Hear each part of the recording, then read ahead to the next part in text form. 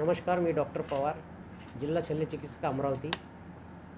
आता जसे की आता नुकताच आपला उन्हाळा सुरू झालेला आहे, त्याच्यामुळे उष्माघाताचे रुग्ण वाढण्याची भरपूर शक्यता आहे.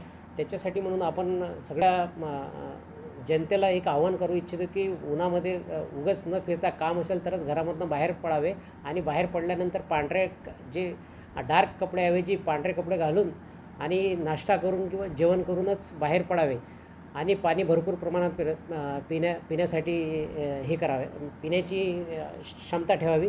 तसेच काही लक्षणं, काही उष्माघाताची लक्षणं झाली लगेच नजीकच्या शासकीय रुग्णालय किंवा प्राथमिक आरोग्य केंद्र किंवा आमचे जे जिल्हा ग्रामीण रुग्णालय आहेत तिथे संबंधित वैद्यकीय अधिकाऱ्यांचा सल्ला घ्यावे.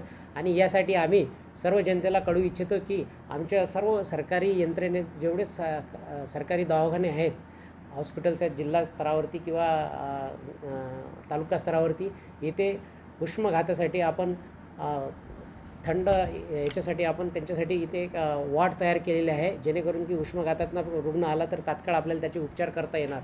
यासाठी आपण कूलर किंवा AC व्यवस्था असेल असे सगळे वॉर्ड तयार केलेले आहे.